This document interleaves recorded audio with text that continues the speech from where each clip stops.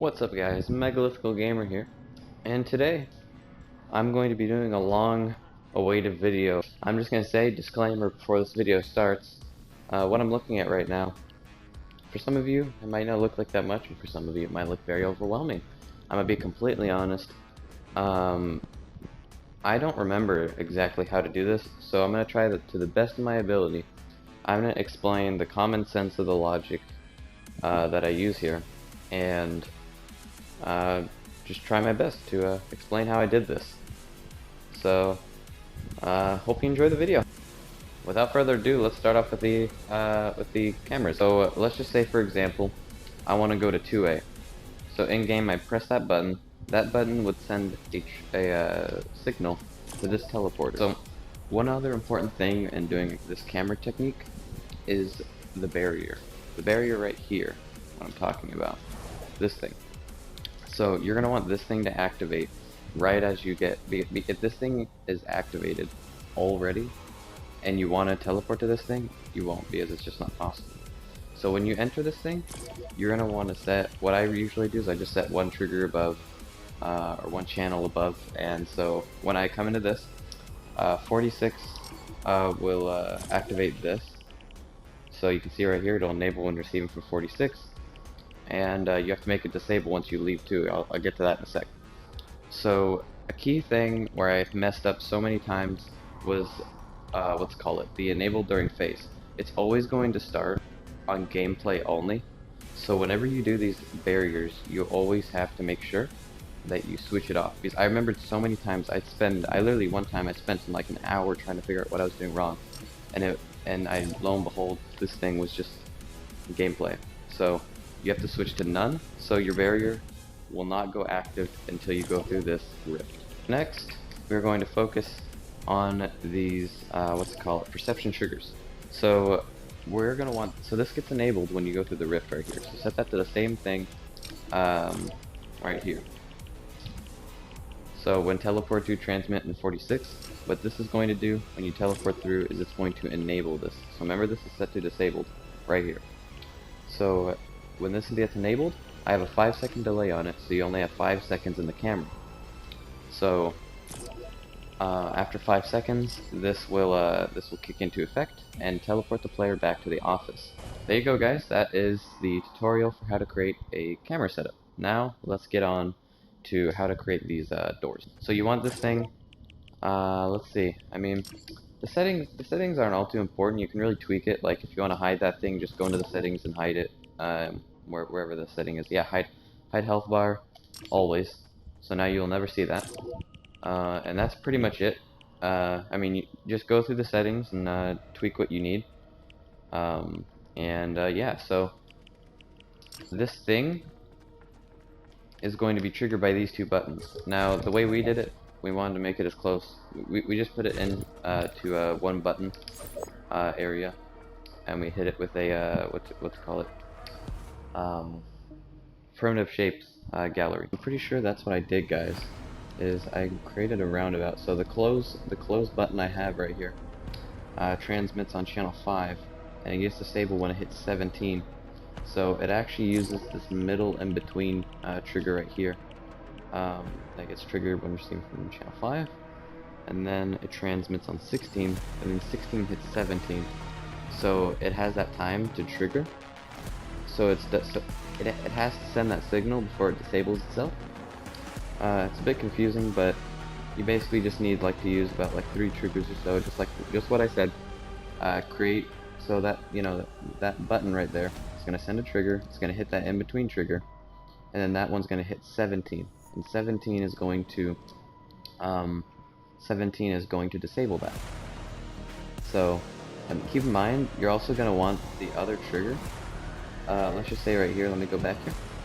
You're going to want this one to not be enabled until this one is disabled. So if it's merged into one button, this is like making one button, like merging these two buttons to make one. So this needs to be enabled. So I'm pretty sure you could probably set it to the same trigger. Like when this gets disabled, this gets enabled. So this gets disabled by 17, let's say.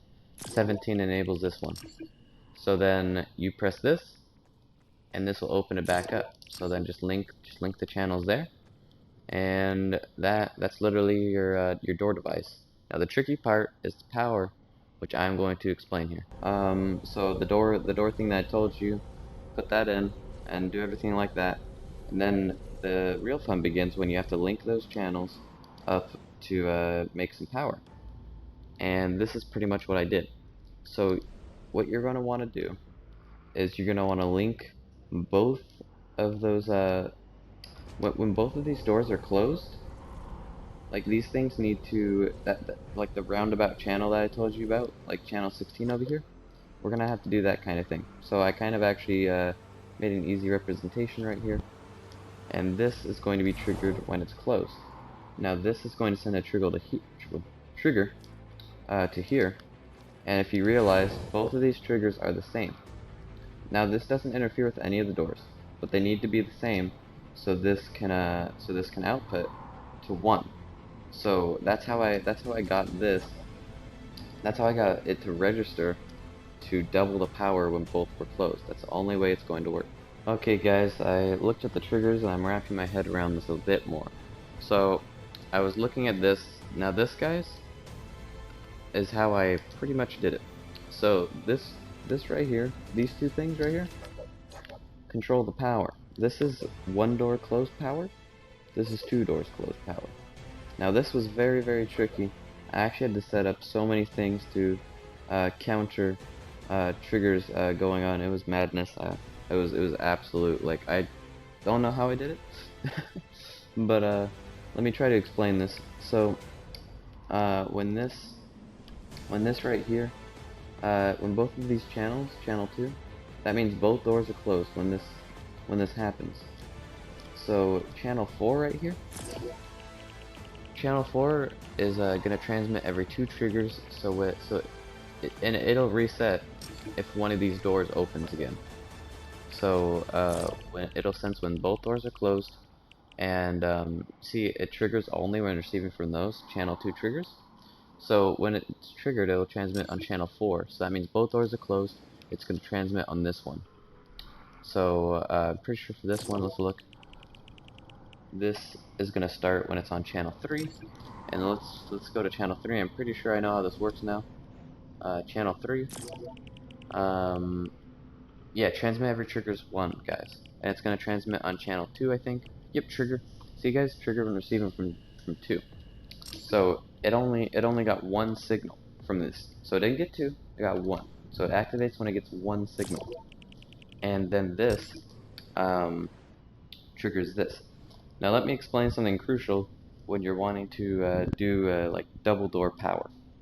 So this is the same trigger here, guys, and this right here is how I did the percents. Like you'll see the clock up there. It'd be 90%, 80%, 70. So really, this right here is just set up as a bit of a meter through the game to tell you how much power you have. And these only get triggered by these ones. And the tempo on how fast you do this. So yeah, see, now this is 2 doors closed. That's 1 door closed. So that's going on. I'm going to show you. The way I did this is transmit every 10 triggers, and so when this finally gets triggered after 10 times, it's going to go to this one. They all have the same rate. They're all at 10. Oh no, 20 triggers. That's right. So guys, these actually, I actually tried to do this, but it didn't work. So this one at the end, you can't make this trigger that one when it's done. It just does not work that way. I've already tried that. Now you can up it. So after this gets triggered 10 times, that's done. So it shows 90% on the clock now. So this is still going. So then it has 10 triggers more to go, since it's already been triggered 10 times. So these are all getting triggered at the same time, but they all have more resistance, let's say it that way. So I'm pretty sure channel 30, I'm not sure if this one, yeah, so you have to trigger it 100 times for channel 30.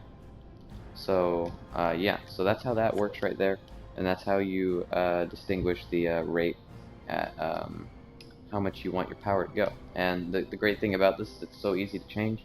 That's why this isn't even technically doubled the speed, because it was just, we felt it was way too fast, so it's just under half. If you want to copy the settings, of the tempo. We have this at 60, and we have this one at 38. I found those. We just found those to be the most balanced settings. We played around with it a lot, and it just seemed like that was the best to go with. I have this right here. This is set up, and it's triggered by channel 30, which is the last one right here. So when your power goes out, it's gonna hit channel 30 right here. And don't copy my triggers, because just don't do that. You're gonna want to create your own. You know, everyone's gonna start different places. So yeah, don't. When I say channel 30, you don't have to put it as channel 30. Just making sure. But yeah, so my channel 30 right here. When it hits that, it disables every button over there. So everything is disabled. The doors are disabled. The buttons are disabled. Everything's done. So yeah. And also keep in mind what I did with the doors is I destroyed them when they get to 30. So they both destroy, and your doors are done. They even have a good jump scare effect. I have some sounds. I like to also a good effect for jump scares. I found out is I stack up sounds, meaning let's just say I wanted to amplify the sound. It might seem really simple, but I literally just sometimes create like 6 speakers, and it literally is just so loud. Okay guys, so this is how I did the time. So you're gonna see that I have 1, 2, 3, 4, 5, 6 triggers, including this one. This is how I did the time management in the game. So this is like a relay of triggers. So this one starts on the game.